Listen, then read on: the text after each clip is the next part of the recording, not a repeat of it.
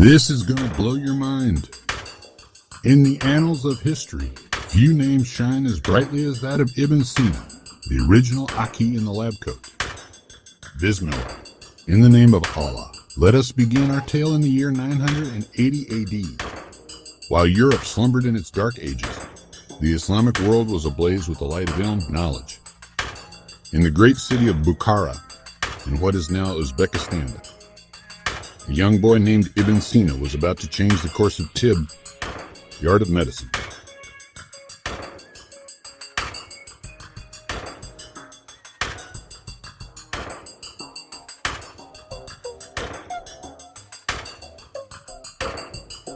From an early age, Ibn Sina's thirst for knowledge was unquenchable. His father's library was a khazana, a treasure trove of wisdom, and young Ibn Sina devoured every scroll and tome he could lay his hands on. Al-Riyadiyat, Al-Falak, Al-Falsafa, mathematics, astronomy, philosophy. Ibn Sina mastered them all. But it was in the art of healing that he found his true calling. In those days, Tibb was a curious mix of Khurafat and Takmin, superstition and guesswork. Bloodletting, exorcisms, dubious potions, these were the tools of the tabib, the physician. But young Ibn Sina saw things differently. He believed in the power of mulahaza, observation, and understanding the jism, the body, as a whole. ILM is the Iksir al-Hayat, the elixir of life, my son.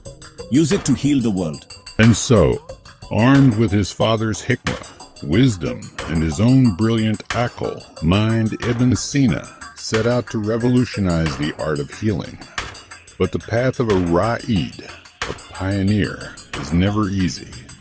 Murad, disease, and suffering were rampant, and the old ways were deeply entrenched.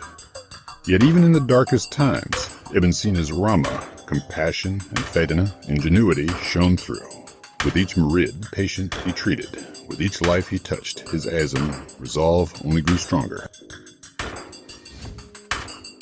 And so, young Ibn Sina stood at a maftarak turuk, a crossroads.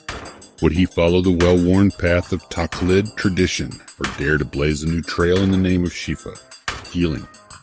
The decision he made in that moment would change the course of medical history forever. For Ibn Sina was about to become the original Akhi in the lab coat.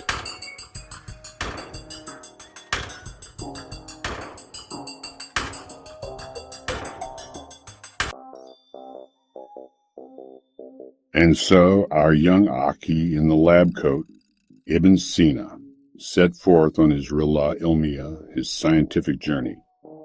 Bismillah, let us see how he transformed the art of Shifa, healing.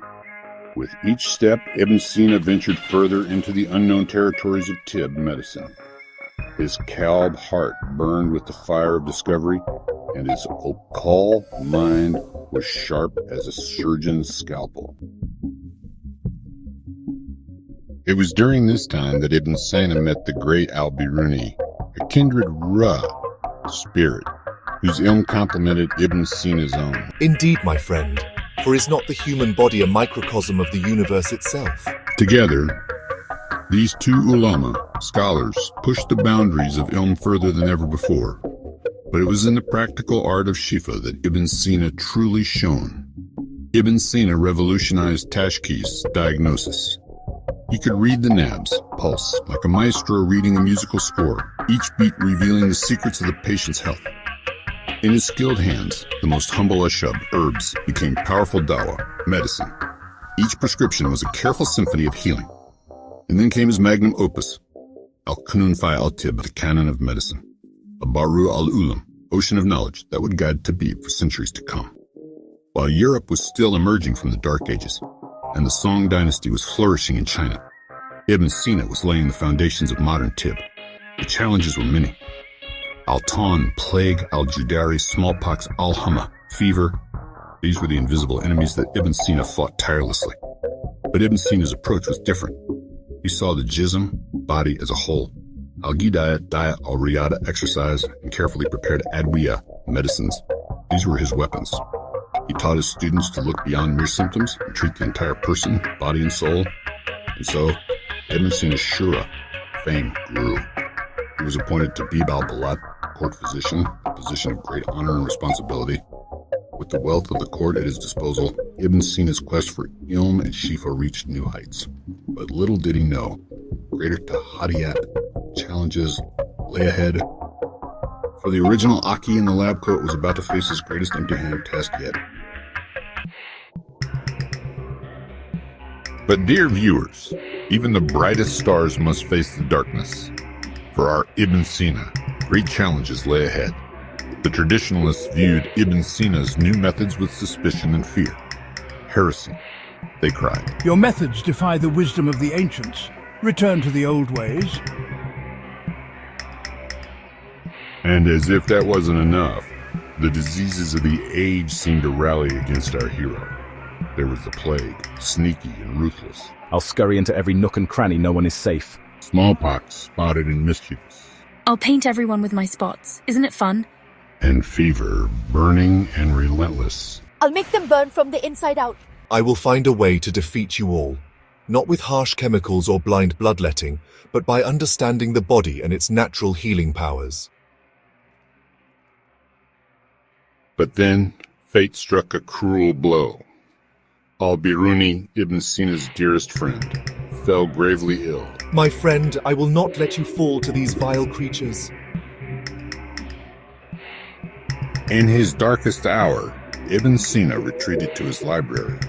Surrounded by his life's work, he searched desperately for a solution. There must be a way.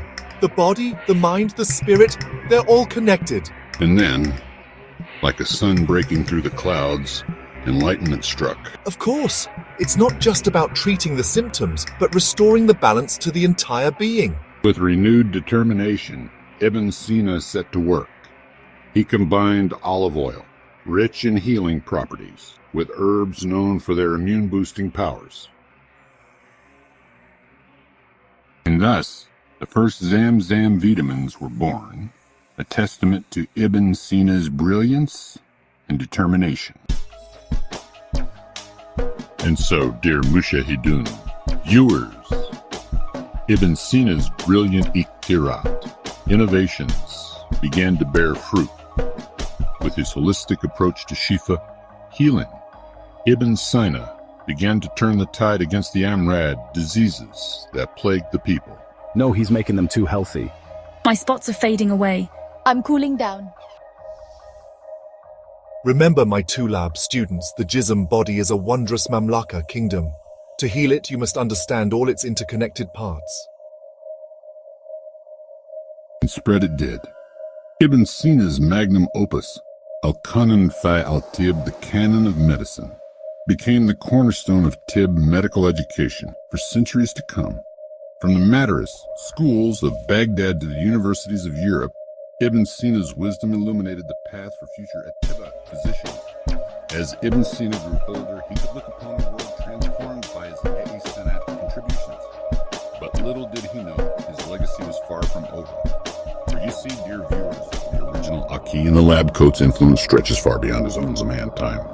In today's mustache ban hospitals, the echo of Ibn Sina's holistic approach still resounds. His emphasis on the tawazun, balance, body and mind continues to shape modern Tib. Remember, it's not just about the dawa, medicine. Your Gida, diet, and lifestyle play a crucial role in your Shifa, healing. But wait, what's this? It seems Ibn Sina's legacy has taken an unexpected turn. These Zamzam vitamins. Could they be the modern embodiment of Ibn Sina's holistic approach? A bridge between his ancient wisdom and our modern world. And so, dear Mushahidun, we leave you with this tantalizing su'al question. Who is Zamzam vitamins? And how do they connect to our beloved Ibn Sina, the original Akhi in the lab coat?